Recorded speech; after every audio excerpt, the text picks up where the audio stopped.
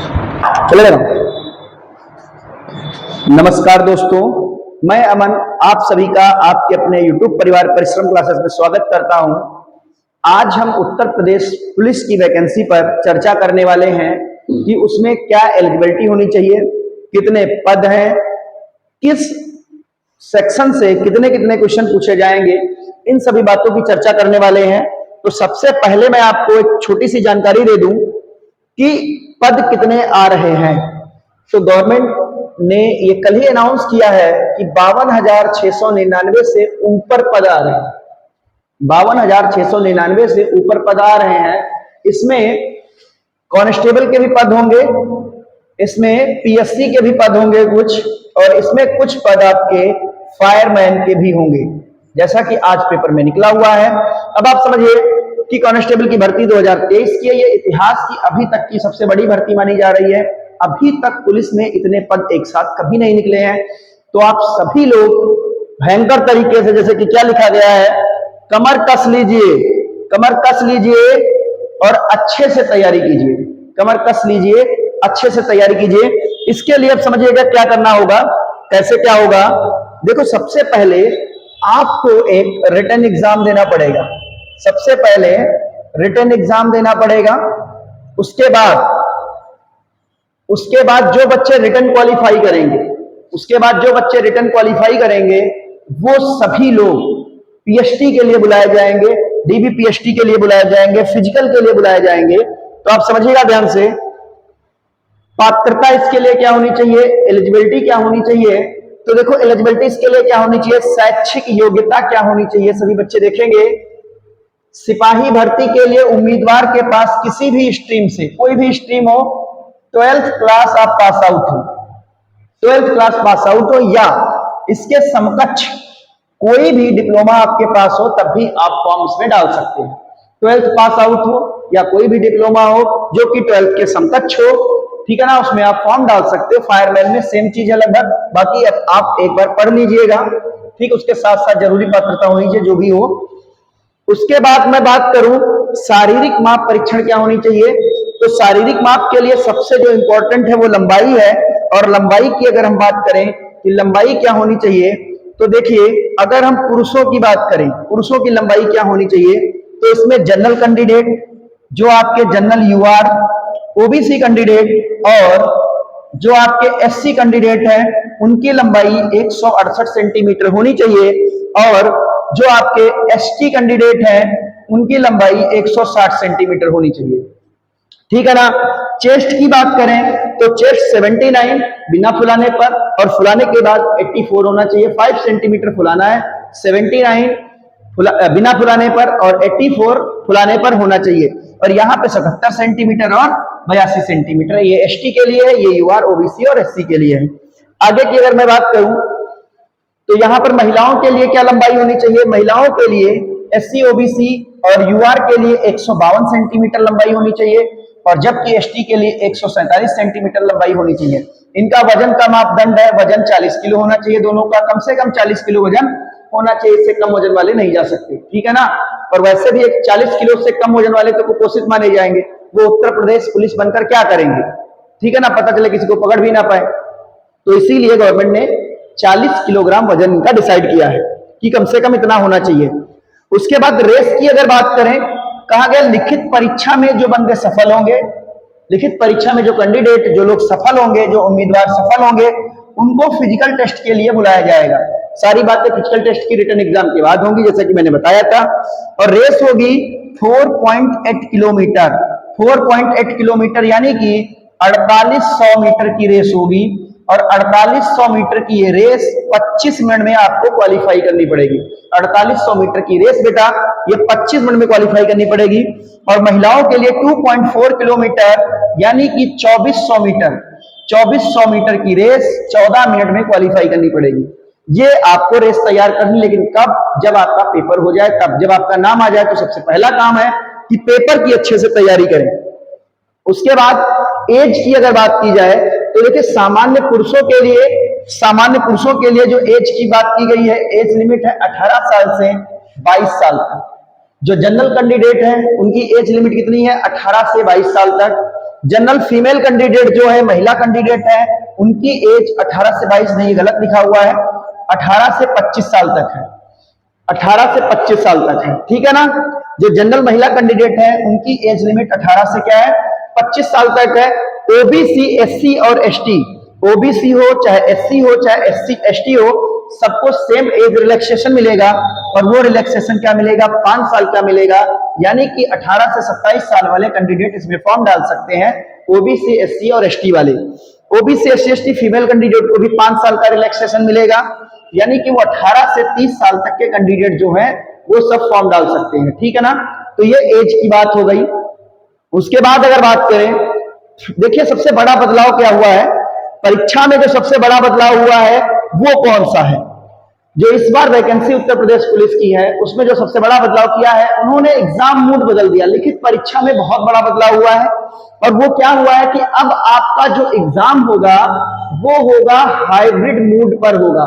कौन से मोड पर होगा, हाइब्रिड मोड पर। ये पहली बार ऐसा होने जा रहा है कि हाइब्रिड मोड क्या होता है। इसके लिए एक छोटा सा 2 मिनट का मैं वीडियो बना के डाल दूंगा कि हाइब्रिड मोड क्या होता है, तो वहां से आप सभी लोग देख लीजिएगा। तो ये हाइब्रिड मोड पे होगा। वैसे मैं थोड़ा सा आपको बता दे रहा हूं उसमें क्या होता है कि लिखित परीक्षा एक ऑनलाइन आधारित वस्तुनिष्ठ प्रकार की परीक्षा होगी, जिसमें वस्तुनिष्ठ प्रश्न कंप्यूटर पर प्रदर्शित किए जाएंगे। प्रश्न आपके कहां होंगे, कंप्यूटर पर होंगे। अभी तो ओएमआर बेस्ड पे हो रहा था, लेकिन अब हाइब्रिड मोड पे होगा, तो इसमें प्रश्न जो होंगे वो आपके कंप्यूटर के स्क्रीन पे आएंगे, और वहां से ऑप्शन देखने के बाद आप ओएमआर पे गोले भरेंगे, ठीक है ना। ये होता है हाइब्रिड मोड में, थोड़ा सा और डिटेल में इसको बता दूंगा। उसके बाद पीटी और पीएचडी के लिए इस चरण में बोर्ड द्वारा उम्मीदवार के शारीरिक मापदंड परीक्षा की जाएगी, जिसकी चर्चा भी हम पीछे आपको बता चुके हैं कि कितनी लंबाई होनी चाहिए, कितना सीना होना चाहिए, और इसके साथ साथ आपके डॉक्यूमेंट्स वेरिफिकेशन भी होगा। कब, जब आप रिटन एग्जाम क्वालिफाई करोगे उसके बाद एक मेरिट बनेगी, मेरिट में कैंडिडेट बुलाए जाएंगे, और उन कैंडिडेट का पीएचडी होगा। यहाँ पे केवल लंबाई, सीना नापा जाता है, और उसके साथ साथ डॉक्यूमेंट्स वेरिफिकेशन किया जाता है। ये देखिए लिखा हुआ, फिजिकल परीक्षा पास करने के बाद उम्मीदवारों को दस्तावेज सत्यापन के लिए बुलाया जाएगा। सेम चीज जो साथ में होती है। दस्तावेज सत्यापन के लिए बुलाए गए सभी उम्मीदवारों को रजिस्ट्रेशन के समय अपलोड किए गए प्रमाण पत्रों अधिकारियों के समकक्ष प्रस्तुत करना होता है, ठीक है ना। फिर उसके बाद जब ये आप क्वालिफाई कर जाओगे तो उसके बाद एक मेरिट और बनती है। अब क्या होता है, मेडिकल होता है। सभी चरणों को पास करने के बाद अंतिम चरण में उम्मीदवार को मेडिकल परीक्षा देनी होती है। मेडिकल परीक्षा के दौरान पुरुष और महिला उम्मीदवारों के शारीरिक बोर्ड द्वारा तय शारीरिक फिटनेस का परीक्षण किया जाता है, कि आपका मेडिकल एलिजिबिलिटी चेक की जाती है कि कोई दिक्कत तो नहीं है। क्या क्या बातें होती है हम आपको टाइम टू टाइम बताते रहेंगे। आगे देखिए, मेन चीज ये है कि सिलेबस, क्या क्या क्वेश्चन पूछे जाते हैं, कैसे क्वेश्चन पूछे जाते हैं, क्या क्या आता है, तो समझिएगा। जनरल नॉलेज, यानी यहां पर जीएस पूछी जाएगी, जनरल नॉलेज पूछी जाएगी, हिंदी पूछी जाती है, हिंदी की बात की जाएगी, और मैथ पूछी जाएगी, मैथ पूछी जाती है, और यहां पर रीजनिंग भी पूछी जाती है। इसमें 2 सेक्शन है, संख्यात्मक और मानसिक क्षमता। संख्यात्मक और मानसिक क्षमता। संख्यात्मक का मतलब मैथमेटिक्स का ज्ञान होना चाहिए, और मानसिक क्षमता यहां पर जो बात की जाती है, कुछ पुलिस से रिलेटेड क्वेश्चंस होते हैं, वो मैं आपको बताऊंगा, वो भी यहां पर पूछे जाते हैं।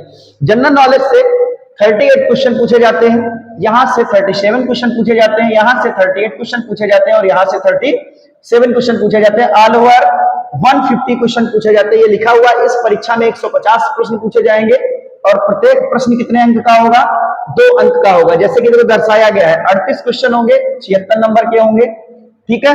37 क्वेश्चन होंगे, 74 नंबर के होंगे, 38 क्वेश्चन होंगे, 76 मार्क्स के होंगे, और 37 क्वेश्चन होंगे, 74 नंबर के होंगे। तो ऑल ओवर आपका जो पूर्णांक आएगा वो कितना आ जाएगा, 300 मार्क्स का पूर्णांक आएगा।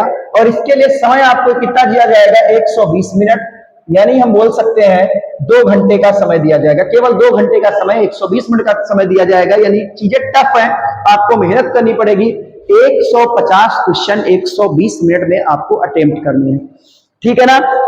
इसके बाद अगर बात की जाए तो सारी बातें हमने बता दी आपको। देखिए एक बार फिर से मैं बता दूं, 52,699 पदों की भर्ती है। अच्छे से आपको तैयारी करनी है। और उसके बाद क्या शैक्षिक योग्यता क्या रहेंगी, 12th पास आउट होना चाहिए या उसके समकक्ष कोई डिप्लोमा होना चाहिए, काम हो जाएगा। लंबाई की बात करें 168 लंबाई, जनरल, ओबीसी और एससी की होगी। एसटी की लंबाई 160 सेंटीमीटर होगी। यूपी पुलिस सीना 79 और 84, एससी के लिए 77 और 82 होना चाहिए। उसके बाद अगर बात की जाए महिलाओं के लिए तो 152 सेंटीमीटर लंबाई, 147 एसटी के लिए होनी चाहिए। 40 किलोग्राम वेट सेम होना चाहिए। 4800 मीटर की रेस यानी 4.8 किलोमीटर की रेस 25 मिनट में क्वालिफाई करना है पुरुषों के लिए, मेल कैंडिडेट के लिए, और जबकि फीमेल के लिए 2.4 किलोमीटर 14 मिनट में कन्वर्ट करना है। ठीक है ना। उसके बाद एज हमने बता दी 18 से 22 साल। अगर आपको रिलैक्सेशन मिलता है तो 5 साल की छूट मिलेगी। 18 से 25 साल महिलाओं के लिए 5 साल की छूट मिलेगी। ठीक है। उसके बाद जो बड़ा बदलाव आया, हाइब्रिड मोड क्या होता है, ये चीजें हमने आपको बता दी है। इसके बाद मैंने आपको बताया कि कौन से क्वेश्चन किस सेक्शन से कितने क्वेश्चन पूछे जाएंगे।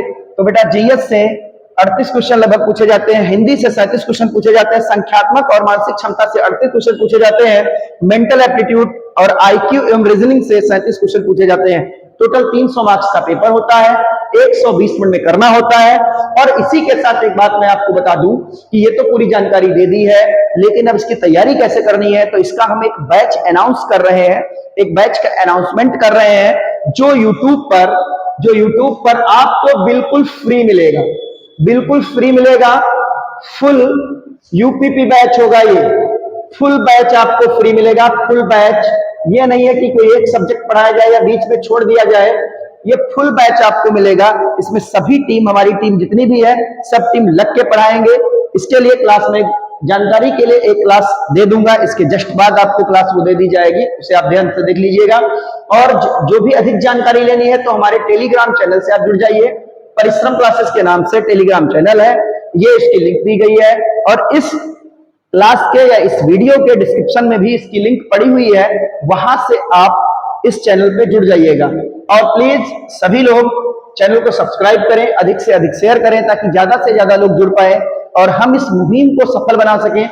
मैंने ठान लिया है कि YouTube पर फ्री फुल बैच पढ़ाया जाएगा, एसटी भी फ्री रहेंगी, पीडीएफ नोट्स भी फ्री रहेंगे, किसी भी चीज का कोई भी चार्ज आपसे नहीं लिया जाएगा। इतनी बड़ी बेटा वैकेंसी है, तो आप सभी लोग जो 52,699 पद हैं, इससे ज्यादा ही पद आएंगे। ये जो वैकेंसी है इसके लिए जम के तैयारी करिए। जितने भी बच्चे एलिजिबल हैं सभी बच्चे जम के तैयारी करें और अपनी सरकारी नौकरी लेने का सपना साकार करें। और हम आपके साथ हैं, कोई भी दिक्कत हो तुरंत हमें कांटेक्ट करें इस टेलीग्राम चैनल के माध्यम से। सभी बच्चों का बहुत बहुत धन्यवाद। Thank you very much.